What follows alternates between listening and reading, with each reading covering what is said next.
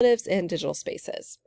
These are little mouths that a student could drag around if you had a smart board, or they could be in the editing mode of the slide, and a teacher could direct them to a word and say, you know, what sound does this begin with? How's your mouth when you make that sound? And then they could drag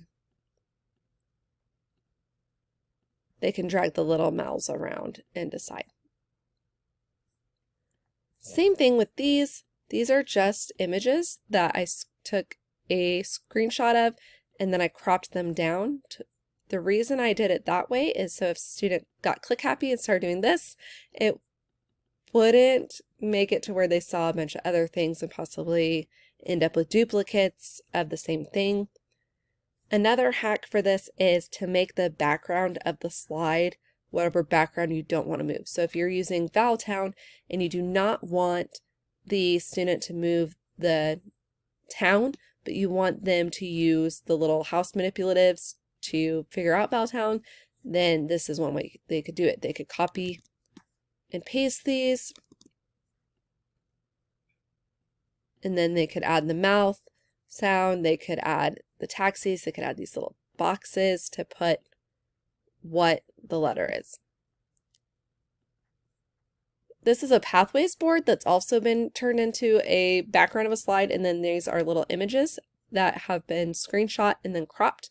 The reason we screenshot and crop is if I double click on this, you see how I can see all of these?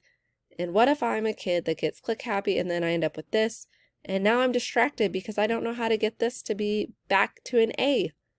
So that is one reason that I say to do that. And then they can drag them to the numbers and do everything that they would with the in-person tool, but in an online environment. Same thing with these little squares that they could use to identify different types of sounds and words, or alphabet arc. These all have what's called a drop shadow. So I made big letters and then I went to format and gave each one a drop shadow so that there would be this little black line behind it to give the illusion of magnetic tiles. Coding can also be done in slides. You can give them text boxes and then have the images of the bref, macron, and a slash to let them move them around the words. The next tool is to use source cards in the research process in Google Slides. So when coming to a first source, they could put the citation on the slide, and then after they pick out quotes that they like, they could write them in and paraphrase and decide whatever keyword that quote and paraphrase match with. So this one was about defining digital literacy. So I typed that within the header, and then the next one was a different subtopic, and so forth as I was getting through each article. Since I had multiple sources, I went through all of them, and then afterwards I can look in the side view at my different colors and simply organize them in a way that makes sense to me. So these ones were all yellows, so all my yellows are going to go together.